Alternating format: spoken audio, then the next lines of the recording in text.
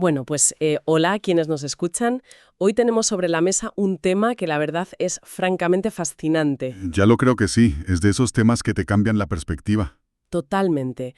Quienes siguen esta exploración seguramente se habrán planteado alguna vez un dilema que, pues a primera vista, parece irresoluble. Fíjate que es el gran rompecabezas de los textos antiguos. Exacto.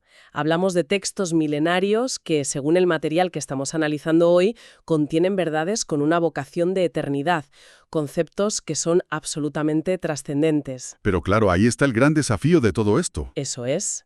El desafío es entender cómo llega una verdad que se considera eterna hasta el día de hoy a través de algo tan frágil, tan cambiante y lleno de imperfecciones como es la historia humana. Es que no es nada sencillo. No, para nada. Por eso hoy vamos a explorar exactamente esa intersección, ese punto de cruce donde lo eterno se encuentra con nuestro mundo terrenal y cotidiano. Vamos a intentar desgranar cómo un mensaje inalterable se comunica utilizando herramientas temporales. Herramientas que son, por definición, pasajeras. Y, a ver, para arrancar creo que es muy útil plantear una imagen mental. A menudo cuando se piensa en lo divino o en verdades absolutas, existe una noción preconcebida muy fuerte. La idea de que esto debería llegar en un idioma incorruptible. Claro, mediante símbolos caídos directamente del cielo y que sean totalmente ajenos al barro, al polvo o a las contradicciones humanas. Y fíjate que lo que resulta más revelador del material que estamos desgranando hoy es precisamente cómo desmantella por completo esa idea. Esa visión de una revelación puramente abstracta o etérea. Se cae por su propio peso al leer las fuentes. Tal cual. Si observamos los textos, la realidad que nos muestran es muy distinta. Lo eterno decidió, por así decirlo, ensuciarse las manos. Entrar al barro. Eso es. Decidió entrar de lleno en las calles polvorientas, en los bulliciosos mercados de la antigüedad, e incluso, fíjate, en medio de las tensiones políticas y las guerras. Que no es un escenario muy idílico, que digamos. Para nada. El objetivo de nuestra inmersión de hoy es proporcionar a quienes nos escuchan una especie de atajo intelectual, una brújula para establecer una distinción crucial que nos servirá durante todo el análisis. La diferencia absoluta entre el vehículo y el contenido. Exactamente. Cuando nos acercamos a documentos antiguos de esta magnitud, no estamos leyendo un manual de instrucciones redactado en el vacío del espacio exterior. No son textos sin contexto ni historia. Estamos ante textos que respiran el aire de su época. Dios termine opacando el mensaje de fondo. Y aquí es donde la textura de este mensaje resulta profundamente humana. Muy palpable, ¿sí? Al leer estos textos no encuentras el ambiente de un laboratorio aséptico. Huelen a la arena del desierto, al aceite de oliva y al bulicio de una ciudad amurallada antigua. Tienen una cadencia muy específica. Claro, tienen por ejemplo el ritmo inconfundible de la poesía hebrea. Y a ver, para aclarar un poco este concepto a quienes no estén familiarizados, la poesía hebrea no funcionaba con rimas al final de las frases, como a lo mejor estamos acostumbrados. No funcionaba con paralelismos. Eso es, repitiendo y ampliando ideas para crear un impacto emocional brutal. Y por otro lado también encontramos la lógica estructurada y directa de la correspondencia real y administrativa de la época. Es una observación muy precisa. O sea, la cotidianidad impregna verdaderamente cada página. Está por todas partes. Si miramos el inventario de elementos que mencionan las fuentes, encontramos una radiografía perfecta de la vida en la antigüedad. Se habla constantemente de elementos del día a día. Claro, se mencionan las puertas de las ciudades que eran los tribunales y los centros de reunión de la época. Se mencionan monedas de uso corriente, reyes, viudas buscando justicia desesperadamente. Esclavos, grandes banquetes festivos y hasta templos majestuosos y caminos rurales. Exacto. No es un tratado filosófico flotando en las nubes de la teoría pura. Es la vida misma ocurriendo en tiempo real con todas sus complejidades y sus miserias. Claro, y eso nos lleva a la clave de lectura que es fundamental hoy. Lo humano en todo este escenario no es el fin último. No lo es. Todas esas puertas de ciudad, esas monedas romanas o griegas y esos caminos polvorientos no son lo sagrado en sí mismo. Fueron simplemente el vehículo elegido en ese instante histórico preciso para transportar un mensaje. Y un mensaje que pretendía ser eterno. Precisamente esa humanidad desbordante es lo que le otorga al texto su credibilidad histórica, su anclaje en la realidad. Hay una razón de peso para que se encarnara de esta manera. Sí, y es que evita que la verdad se convierta en propiedad exclusiva de una sola civilización o de una élite intelectual. Eso es interesantísimo. Imagínate si el texto hubiera utilizado un lenguaje puramente abstracto o teórico universal. Paradójicamente, habría resultado inaccesible para la gran mayoría de la humanidad a lo largo de los siglos. Solo lo habrían entendido 4 eruditos. Tal cual. Al usar la cultura de su tiempo, demuestra que las verdades más profundas pueden habitar en lo cotidiano. Pero ojo, sin que esa cotidianidad específica se convierta en la única forma válida para siempre. Y esto nos conecta de lleno con un error monumental que se suele cometer al acercarse a estos documentos. Un error que nuestras fuentes abordan con una claridad meridiana. Es un error muy, muy frecuente. Hay una tendencia tremenda a tratar estos escritos como si fueran discursos genéricos, textos creados por el mero placer literario o tratados de teología académica sin ningún tipo de urgencia. Como si los autores estuvieran sentados tranquilamente en un escritorio. Claro, pensando con un té en la mano en qué leería la gente 2000 años después. Y nada más lejos de la realidad. El material nos presenta ejemplos contundentes para contrarrestar esa idea. Estamos hablando de mensajes que literalmente estaban apagando incendios reales en su época. Incendios muy graves, además. No se escribían para ser archivados en una estantería, se gritaban en las plazas públicas o se leían de urgencia en reuniones clandestinas. O se enviaban a comunidades que estaban al borde de la ruptura total. Y a ver, empecemos por el primer ejemplo que destacan las fuentes, que son los profetas. Un ejemplo clave. A veces se tiene la imagen del profeta como un gurú espiritual meditando en aislamiento en lo alto de una montaña. Pero al analizar su contexto, vemos que en absoluto vivían en una burbuja. Estaban en las calles, enfrentándose a realidades sociales muy crudas. Así es. Se enfrentaban a la injusticia sistémica, a la opresión económica de los más pobres y marginados. Y hay un detalle en los textos que a mí me resulta muy revelador. ¿Cuál exactamente? Pues que se enfrentaban a una religión que, según sus propias palabras, cantaba mucho, pero amaba poco. Esa frase es demoledora. Lo es. Su mensaje principal no era una simple invitación filosófica a tener pensamientos elevados sobre lo divino.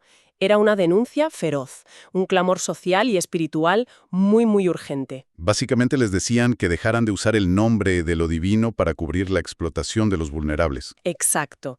Es fascinante porque estaban atacando directamente la corrupción religiosa y la hipocresía del poder en su presente más inmediato. Estaban respondiendo a una crisis moral muy concreta. No estaban dictando normas atemporales sobre cómo organizar los coros en un templo. Estaban hablando de justicia vital. Totalmente. Y si avanzamos un poco en la historia, encontramos un escenario distinto pero igual de urgente. El segundo ejemplo es Pablo de Tarso. Madre mía, las cartas de Pablo. Son esencialmente el equivalente antiguo a enviar correos electrónicos de emergencia a equipos de trabajo que están a punto de colapsar por completo. Literalmente correos con el asunto en rojo y mayúsculas. Sus textos nacen de problemas que no admitían ninguna demora. Hablamos de comunidades que estaban profundamente divididas, y aquí creo que es vital aportar algo de contexto para entender la magnitud del problema. Sí, porque si no nos perdemos la mitad de la historia. Había unas tensiones raciales y culturales enormes entre judíos y gentiles. Para visualizar el choque, imaginemos a los judíos con siglos de tradiciones muy estrictas sobre la pureza, sobre la alimentación y las leyes, Costumbres muy arraigadas. intentando convivir en la misma comunidad con los gentiles. Y con gentiles nos referimos básicamente a todo el resto del mundo grecorromano. Personas con costumbres completamente distintas. Exacto, que venían de adorar a múltiples deidades que no tenían ninguna restricción alimentaria. O sea, era un choque tectónico. Un choque que amenazaba con destruir esas primeras comunidades desde dentro. Cuando Pablo escribía lo hacía apuntando directamente al corazón de esas heridas específicas. No se andaba con rodeos. Para nada. Confrontaba a líderes orgullosos, mencionaba nombres propios. No escribía al aire ni lanzaba reflexiones genéricas sobre la paz mundial. Estaba lidiando con gente muy confundida. Confundidas sobre conceptos como la libertad o el amor o la propia autoridad. Cada carta era una intervención quirúrgica para un problema local. Y luego llegamos al tercer ejemplo, que es probablemente el que más ha sufrido las consecuencias de las interpretaciones descontextualizadas a lo largo de los siglos. El Apocalipsis. Tiene tela lo de este libro. Hay toda una industria montada alrededor de desmitificar y decodificar este libro como si fuera un rompecabezas diseñado para los curiosos del futuro. Como si estuviera lleno de claves secretas para adivinar la fecha exacta del fin del mundo. Sí, esa es una lectura muy común hoy en día, pero las fuentes nos invitan a aplicar una lectura puramente contextual, y esto revela algo mucho más profundo y francamente mucho más necesario. El Apocalipsis era medicina para la perseverancia. Esa es la clave. En su núcleo es una carta de aliento, un documento de resistencia dirigido a un pueblo que estaba siendo brutalmente oprimido y perseguido por un imperio arrogante y totalitario. En este caso, el Imperio Romano. Eso es. Todas esas visiones que hoy nos parecen tan extrañas, esos símbolos crípticos de bestias y dragones, eran en realidad el lenguaje de resistencia política y espiritual de la época. Un código. Un lenguaje que los oprimidos entendían perfectamente, pero que pasaba desapercibido o resultaba incomprensible para los censores romanos. Exactamente. El mensaje central y urgente de ese texto no era establecer un calendario sobre el fin de los tiempos. Era lanzar una afirmación política y teológica de primer orden, en medio de una persecución brutal. Decirles que la historia humana no está gobernada por Roma y sus césares divinizados. Por mucho poder militar que tengan, está gobernada por una figura diametralmente opuesta que está representada por el símbolo de un cordero. Era un recordatorio vital de quién tenía la última palabra frente a esa amenaza de muerte constante. Y fíjate que esa forma de entender los textos lo cambia absolutamente todo. Da un giro de 180 grados. Y para que la idea quede cristalina, el material de hoy nos regala una analogía central, que me parece perfecta. Es de esas comparaciones que te generan un momento de claridad instantánea. Así, la metáfora del vaso y el agua Esa misma. es una metáfora analíticamente brillante por su enorme precisión. Funciona de la siguiente manera. Para que el mensaje trascendente lograra encarnarse y ser comprendido en estos contextos humanos, operó exactamente igual que el agua cuando necesita ser transportada de un lugar a otro. Claro, para dar de beber a alguien hace falta un recipiente. Se necesita un vaso. Obligatoriamente. El vaso es verdadero, es tangible. Tiene una forma, un color y un material específico. Y en ese momento histórico es absolutamente necesario para que el agua llegue a su destino y calme la sed. Pero, y aquí está la clave de todo nuestro análisis, el vaso no es el agua. El vaso no es el agua. Es fundamental grabar esto a fuego. Si aplicamos esta metáfora a las fuentes antiguas, podemos empezar a desglosar cuáles fueron esos recursos culturales específicos que funcionaron como vasos. Vamos a ver algunos ejemplos concretos, Tomemos, por ejemplo, las extensas genealogías que encontramos a menudo en estos textos. que hoy en día pueden resultar un poco tediosas para el lector moderno, la verdad. Sí, a veces uno se pierde leyendo listas de nombres. Pero, ¿por qué están ahí? Porque en aquel mundo antiguo la identidad social, los derechos de propiedad, la herencia y el sentido de pertenencia a la comunidad dependían estrictamente del linaje. Era su carnet de identidad. Ese era el vaso cultural que estaba disponible para comunicar quién era alguien y qué legitimidad tenía. Otro vaso muy evidente son las constantes referencias a pactos y alianzas, que además siguen un formato muy particular. Muy estructurado, sí. Las fuentes explican que esto se debe a que era el lenguaje político, legal y social común de la época en el antiguo Oriente Próximo. Era la forma estándar de formalizar compromisos y lealtades entre los grandes reyes y sus reinos vasallos. Así es. Se tomó esa estructura legal y diplomática que todo el mundo conocía y comprendía a la perfección, y se utilizó para explicar un concepto relacional muy superior y trascendente.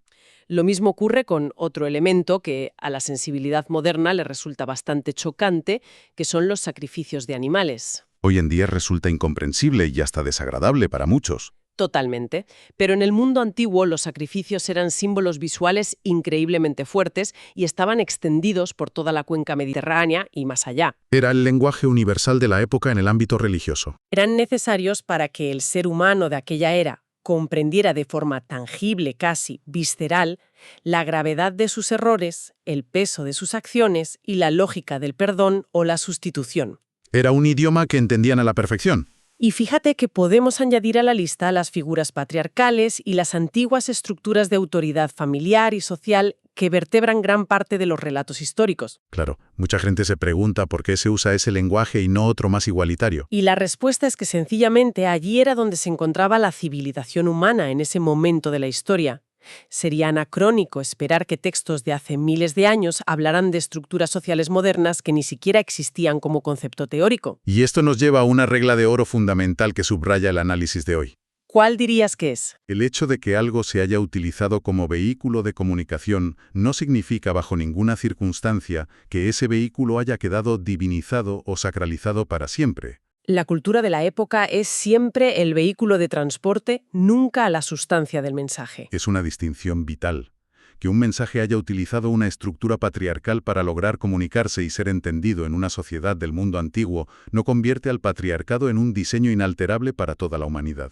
O que se hayan utilizado fórmulas de alianzas políticas asirias o hititas del siglo VIII antes de nuestra era, no significa que el sistema monárquico vasallo deba ser la forma de gobierno perpetua. Sería absurdo. Confundir el vaso de barro con el agua que contiene es un error metodológico que paraliza por completo la comprensión real de lo que se está transmitiendo. Y cambiando un poco el tono de la conversación, hay que recalcar que las consecuencias de no entender esta diferencia van mucho más allá de un simple debate académico entre historiadores. Efectivamente, se trata de ramificaciones muy serias en la vida real. Las fuentes son sumamente claras respecto a los peligros que surgen cuando se confunde la forma cultural con el fondo del mensaje. Se identifican 3 distorsiones peligrosísimas que han causado verdaderos estragos a lo largo de los siglos. Vamos con la primera.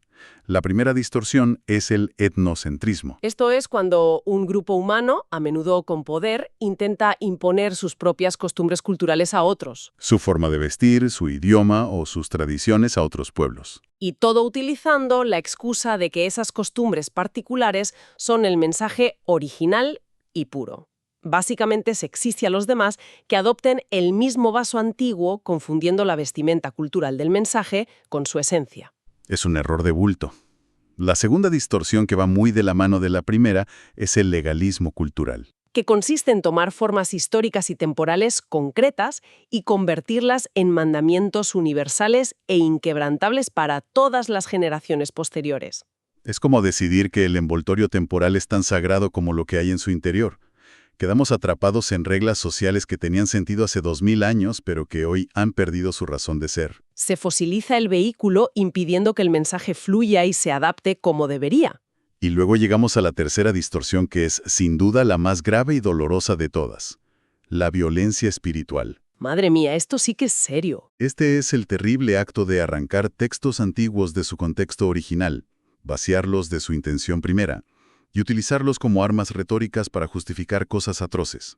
Hablamos de usar estos textos para avalar el racismo, la esclavitud, la dominación sobre otros pueblos o el desprecio sistemático hacia quienes son diferentes. Es un mecanismo de manipulación clásico y muy destructivo. Cuando se olvida deliberadamente que un texto estaba escrito para apagar un incendio muy específico en una comunidad concreta del siglo I, resulta extremadamente fácil retorcer esas mismas palabras para encender nuevos fuegos de odio y división en la actualidad. Por eso mismo, y esto es algo que queremos destacar especialmente hoy, la interpretación contextual no es un capricho intelectual. No es un hobby para eruditos aburridos en una biblioteca. Es un acto de profunda fidelidad al texto original. Y sobre todo, funciona como un mecanismo de protección indispensable. Comprender el contexto te permite honrar el mensaje y su intención primordial sin convertir su superficie temporal, es decir, la cultura de la época, en un ídolo intocable, al que hay que rendir culto. Y fíjate cómo esta aproximación contextual, lejos de restar valor a los textos, nos lleva a un descubrimiento que resulta verdaderamente asombroso. Ilústranos. A pesar de esa inmensa diversidad de vasos culturales, a pesar de las grandes diferencias en las formas de expresión, existe una unidad subyacente que resulta fascinante en todo el material. Es un dato abrumador cuando se pone en perspectiva, la verdad.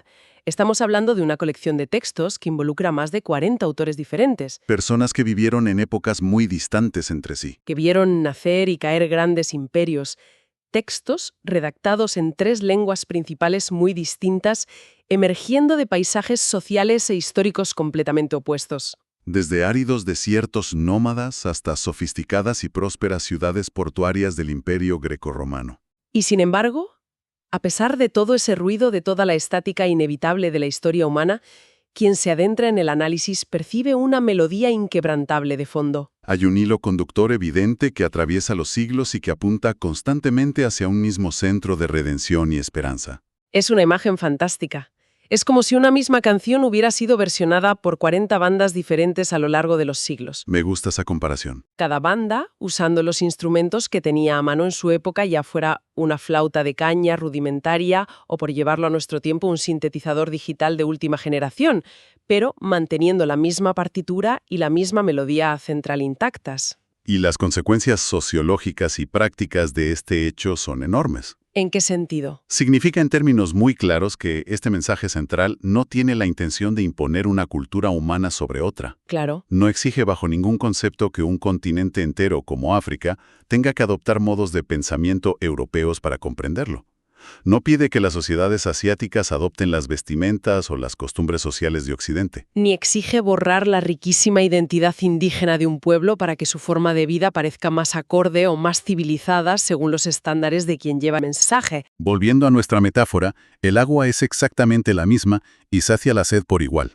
Ya se sirva en una finísima copa de cristal de Bohemia, en una sencilla taza de barro cocido o en un hermoso cuenco de madera tallada a mano. Esto nos introduce de lleno a un concepto que resulta clave en todo este análisis, que es la inculturación fiel. Un término importantísimo. No se trata simplemente de un ejercicio lingüístico de traducir palabras de un idioma a otro con un diccionario. Se trata de un proceso mucho más profundo. Traducir el mensaje de manera que pueda entrar en diálogo, confrontar y transformar los elementos de cualquier cultura humana desde dentro de la misma cultura. Es exactamente el mismo proceso de adaptación que se hacía en la antigüedad. El objetivo primordial siempre fue adaptarse al entorno, comprender los códigos sociales, adoptar las metáforas locales y responder a las necesidades reales de los oyentes. Todo con un único fin: lograr que el mensaje, esa agua vital, llegara intacto y se entendiera plenamente. Consiste en tomar las estructuras conceptuales, las alegrías y las angustias de una sociedad determinada y usarlas como nuevos vasos. Todo ello sin diluir la esencia de lo que se está transmitiendo, pero haciéndolo plenamente comprensible, desafiante y relevante para esa cultura específica en su propio momento histórico. Así que para ir recapitulando y unir todos estos hilos que hemos ido trazando a lo largo de nuestra exploración de hoy, la gran idea que debe quedar resonando es que nos encontramos ante una realidad que nos obliga a distinguir claramente entre el traje y el cuerpo. Entre lo temporal, que inevitablemente envejece, se desgasta y cambia con el paso de los siglos, y lo verdaderamente importante, que es lo que permanece. Y ese fondo permanece inalterable. Los principios fundamentales de justicia frente a la opresión no se negocian. El llamado un amor radical no se debilita por el paso del tiempo. Pero su lenguaje, su manera de expresarse y de encarnarse, se adapta continuamente.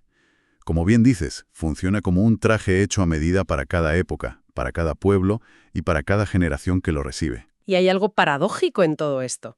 A veces da la sensación de que aceptar que el mensaje ha tenido que adaptarse tanto a la historia humana podría restarle autoridad. O hacerlo parecer menos trascendente. Claro.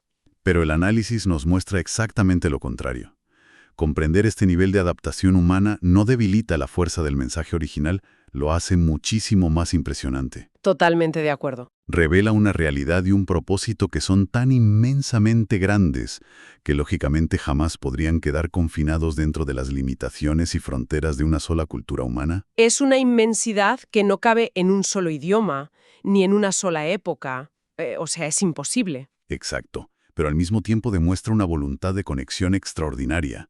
Una intención tan cercana que decide voluntariamente meterse de lleno en el fango de la historia, en las complejidades políticas y en las particularidades de cada civilización, para poder conectar de verdad con la humanidad. Es en esencia la grandeza expresada a través de la vulnerabilidad, de dejarse adaptar y traducir. Es una forma muy bonita de verlo. Y con esa idea tan potente sobre la mesa, nos acercamos ya al final de nuestro tiempo hoy. Pero antes de despedirnos, me gustaría dejar una pequeña semilla plantada, un desafío mental para la reflexión individual de quienes nos acompañan, tomando todo esto y trayéndolo al presente más absoluto. A ver. Hemos visto cómo aquel mensaje que cruzó la barrera del tiempo utilizó con maestría las herramientas de su época. Se valió de la política de los antiguos imperios de Oriente Próximo, de las monedas de cobre con el rostro del César, de las cartas de emergencia escritas a mano en pergaminos y de las metáforas agrícolas, hablando de viñadores y pastores de hace miles de años, porque esos eran sus vehículos perfectos y comprensibles. Los vasos de aquel entonces. Exacto. Sabiendo esto y observando con atención el mundo que nos rodea hoy, ¿cuáles serían exactamente los vasos culturales y las metáforas de nuestra hiperconectada era digital? Es una gran pregunta. En una sociedad dominada por los teléfonos inteligentes, regida por algoritmos invisibles, la inteligencia artificial, la polarización de las redes sociales y la inmediatez absoluta, ¿qué elementos cotidianos, qué preocupaciones y qué estructuras de nuestro presente se elegirían hoy como el vehículo ideal para transportar y encarnar de forma verdaderamente impactante esa misma agua inalterable? Ahí queda eso para pensar. Muchísimas gracias por acompañarnos hoy. Nos vemos en el próximo episodio. Gracias, hasta pronto.